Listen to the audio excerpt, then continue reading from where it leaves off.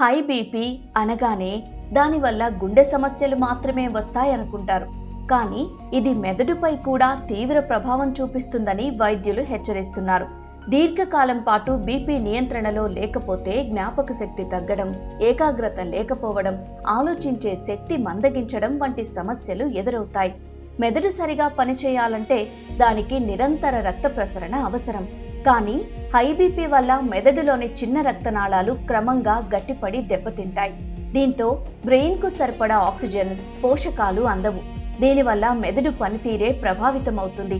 చిన్న చిన్న విషయాలు మర్చిపోవడం, పేర్లు గుర్తుకు రాకపోవడం, ఏ పనిపైనా ఫోకస్ చేయలేకపోవడం వంటి లక్షణాలు కనిపిస్తాయి. ఈ అధిక రక్తపోటుని మనం సైలెంట్ కిల్లర్గా పిలుస్తాం. సైలెంట్ కిల్లర్ అంటే మన లోపల బీపీ అధిక రక్తపోటు ఉంటుంది, కానీ బయటకు మనకేమీ కనపడదు. సాధారణంగా మాకు వచ్చే పేషెంట్స్లో బీపీ జనరల్ చెకప్ లాగా మా దగ్గరికి చూపించుకోవడానికి వేరే ప్రాబ్లమ్స్తో వచ్చినప్పుడు ఆ బీపీ బయటపడుతుంది. ఇంకొంతమందికి చిన్న చిన్న కంప్లైంట్స్ అంటే మెడ నొప్పి, తలనొప్పి, కొంచెం కళ్ళు తిరిగినట్టుగా ఉండడం, ఇలాంటి ప్రాబ్లమ్స్తో మా దగ్గరికి వస్తారు. సో అప్పుడు మేము మీకు బీపీ ఉందని నిర్ధారించి చెప్తాము. దానికి కొన్ని జీవనశైలి విధానంలో మార్పులు మరియు ట్యాబ్లెట్స్ పెడతాం. చాలామంది ఈ బీపీ అనగానే దీన్ని యాక్సెప్ట్ చేయరు. సో మాత్రలు వేయకుండా ఉంటారు. సో ఇలా ఈ బీపీని అలా ట్రీట్ చేయకుండా అలాగే దీర్ఘకాలికంగా ఉన్నప్పుడు ఇది రకరకాలుగా మన అవయవాల మీద ప్రభావం చూపుతుంది. ముఖ్యంగా ఏ అవయవాల మీద ఈ బీపీ ప్రభావం చూపుతుందంటే గుండె, సెకండ్ది మెదడు, కిడ్నీస్, కళ్ళు.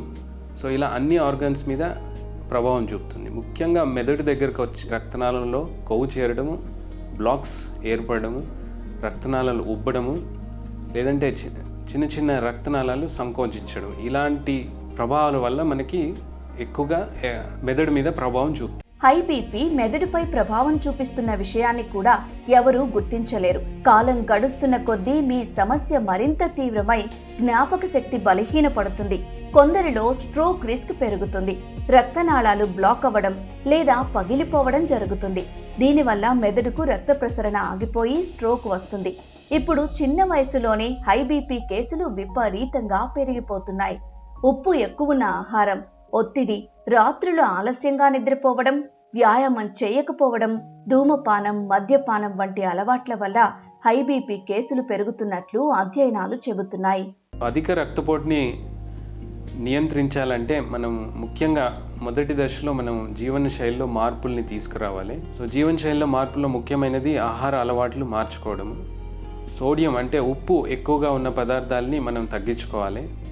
సో ఉప్పు ఎక్కువగా ఉన్న పదార్థాలు అంటే పచ్చళ్ళు, పిండి వంటలు, ఈ ఫాస్ట్ ఫుడ్, సో ఇలాంటి ఆహారపు అలవాట్లని తగ్గించుకోవాలి. నార్మల్గా మనం కూరల్లో రొటీన్గా ఉప్పు 5 గ్రాముల వరకు వేసుకోవచ్చు. ఎక్స్ట్రా ఉప్పుని మనం తగ్గించుకోవాలి. సోడియం ఎక్కువగా తీసుకోవడాన్ని తగ్గించుకొని పొటాషియము, మెగ్నీషియము, కాల్షియము ఎక్కువ ఉన్న పదార్థాలని ఎక్కువగా తీసుకోవాలి. ఈ పొటాషియము, కాల్షియం, మెగ్నీషియం ఎందులో ఎక్కువగా ఉంటాయంటే ముఖ్యంగా కూరగాయలు. సో అన్ని రకాల ఆకుకూరలు, దుంపలు, కొన్ని డ్రై ఫ్రూట్స్ అంటే కిస్మిస్, రైజిన్స్ అంటారు, అవకాడో, ఖర్జూరాలు, ఇలాంటి డ్రై ఫ్రూట్స్లో కూడా కాల్షియం, మెగ్నీషియం ఇలాంటివి ఎక్కువగా తీసుకోవడం వల్ల మనకి బీపీ కంట్రోల్లోకి రావచ్చు. ఆహారపు అలవాట్లతో పాటుగా ముఖ్యంగా శారీరకంగా శ్రమ, వారంలో అట్లీస్ట్ ఒక 5 రోజులైనా ఒక అరగంట సేపు సో వ్యాయామం చేయాలి. సో చాలామంది వాకింగ్ అని వెళ్తూ ఉంటారు, బట్ వాకింగ్ సరిపోదు. అట్లీస్ట్ జాగింగ్ కానీ, లేదంటే సమ్ ఏరోబిక్ ఎక్సర్సైజెస్ కానీ, లేదంటే మిక్స్చర్ ఒక 15 నిమిషాలు యోగా, ఒక 15 నిమిషాలు ఏరోబిక్ ఎక్సర్సైజెస్ అంటే ట్రెడ్మిల్ చేయడము, లేదంటే ఒక 15 నిమిషాలు హెవీ వెయిట్స్ చేయడం, ఇలా కాంబినేషన్లో చేస్తే దాని ఎఫెక్ట్స్ బాగా ఆరోగ్యం మీద ఉంటాయి. రక్తపోటు బాగా కంట్రోల్లోకి వస్తుంది. కొన్ని పనులు చేయడం ద్వారా హై బీపీని చాలా వరకు నియంత్రణలో ఉంచుకోవచ్చు. రోజు కనీసం 30 నిమిషాల నడక లేదా వ్యాయామం చేయాలి. ఉప్పు, జంక్ ఫుడ్, ఆయిల్ అధికంగా ఉండే ఆహారాన్ని తగ్గించాలి. పండ్లు, కూరగాయలు, తృణధాన్యాలు ఎక్కువగా తీసుకోవాలి. ఒత్తిడిని తగ్గించుకునేందుకు యోగా, ధ్యానం ఉపయోగపడతాయి.